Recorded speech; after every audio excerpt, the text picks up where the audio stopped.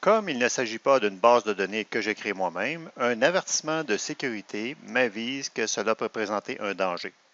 Je connais la source de ma base de données et je la sais sans risque. Je clique sur Activer le contenu. Pour entrer des données dans une table, d'abord je vais dilater le volet navigation en cliquant dessus, puis je vais aussi faire afficher les tables en cliquant sur l'icône qui permet de les afficher. Double-clic sur la table qui m'intéresse, dans mon cas la table des vendeurs, double-clic. Pour ajouter une nouvelle ligne, dans le ruban Accueil, dans le groupe Enregistrement, je peux très bien aller cliquer sur Nouveau. Ou, plus simplement, aller dans les boutons de navigation au bas de l'écran et cliquer sur l'icône Nouvel enregistrement. On voit que les nouveaux enregistrements sont ajoutés à la fin de la feuille de données.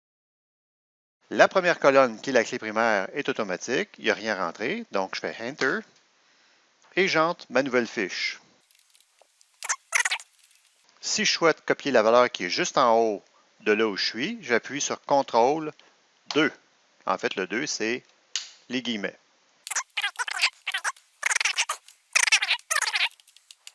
Et je peux ajouter une pièce jointe. J'amène la souris sur la trombone de la ligne, double-clic.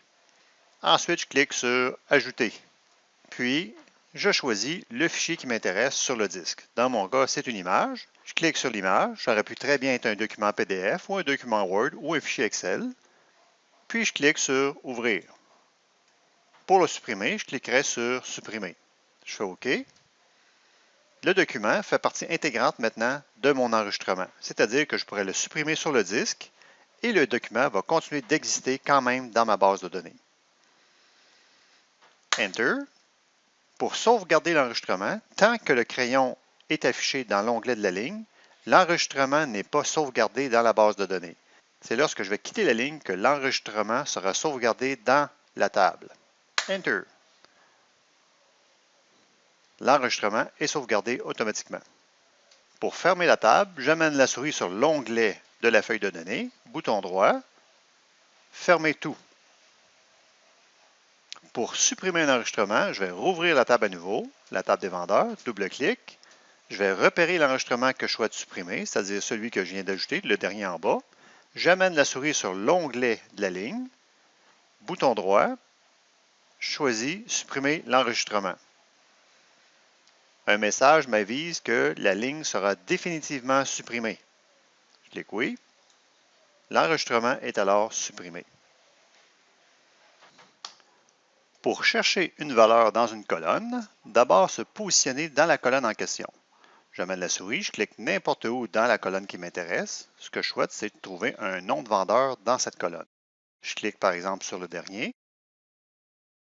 Je clique ensuite sur la paire de jumelles dans le ruban Accueil ou je fais CTRL F, F pour Find. Clique. Je cherche Dive Canada. Dans le champ actuel, je vais trouver les mots exacts Dive Canada dans la colonne où est-ce que je suis actuellement. Je fais suivant. Il est trouvé. Je ferme la fenêtre. Il arrive d'autres situations où est-ce qu'on doit trouver un mot parmi d'autres mots sur la même ligne dans une colonne. Je vais dilater la colonne adresse et je souhaite trouver l'adresse dans laquelle on a la rue Gotham. Je clique par exemple sur la première. Je fais CTRL F. Je tape Gotham. Regardez dans le champ actuel, c'est bon, mais cette fois-là, je ne dirais pas le champ entier, mais n'importe où dans le champ. C'est-à-dire qu'il peut y avoir des mots avant ou après Gotham. Suivant. Je l'ai trouvé. Il y a d'autres situations où vous souhaitez faire une recherche dans l'ensemble de la feuille de données. J'aimerais trouver toutes les occurrences, c'est-à-dire là où se trouvent les chiffres 1, 7. Je fais CTRL F, je tape 1, 7, et cette fois-là, regardez dedans, je clique sur la liste déroulante, document actif, et je dis n'importe où dans le champ. Je fais suivant, c'est la première occurrence, suivant, c'est la deuxième, suivant, j'ai la troisième, suivant, la quatrième, la cinquième. Il y avait donc 5 fois les chiffres 1, 7 dans ma table. OK, fermé. Pour trier une colonne, simplement se positionner encore une fois dans la colonne souhaitée, par exemple dans mon cas province, et toujours dans le ruban accueil, dans le groupe trier-filtrer, je vais cliquer sur croissant. Les enregistrements sont alors triés en ordre croissant de province. En ordre décroissant, je clique sur décroissant.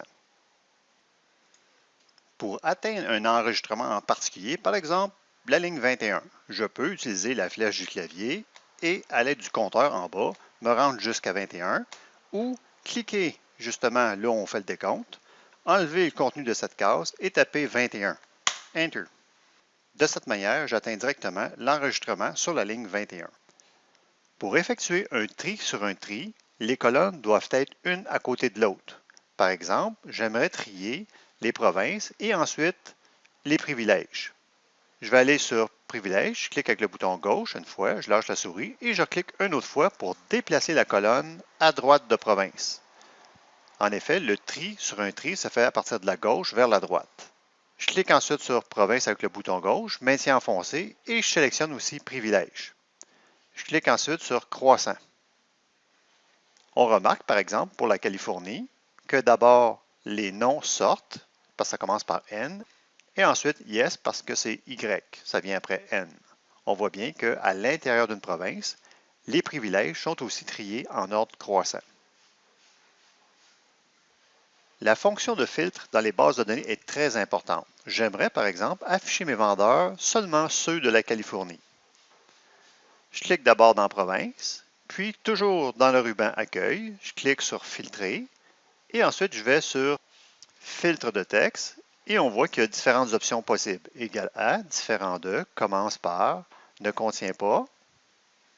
Dans mon cas, je cherche une valeur exacte, donc c'est égal à. Je clique et je tape CA majuscule. Je fais OK.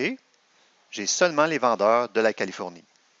Pour enlever un filtre, je clique sur Activer, désactiver le filtre.